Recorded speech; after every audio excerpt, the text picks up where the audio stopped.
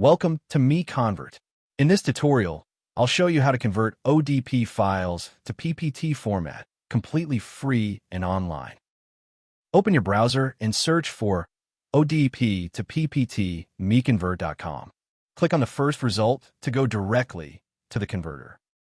You're now on the ODP to PPT converter page. The interface is clean and easy to use. Let's upload a file. Click the Choose File button. A file picker will open. Select the ODP file you want to convert, then click Open. Your file is loaded and ready. You can see the file name, size, and target format.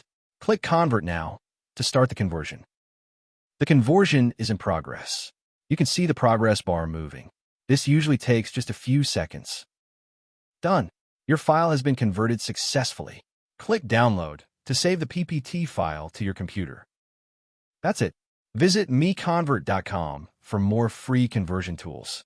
Subscribe for more tutorials. Thanks for watching.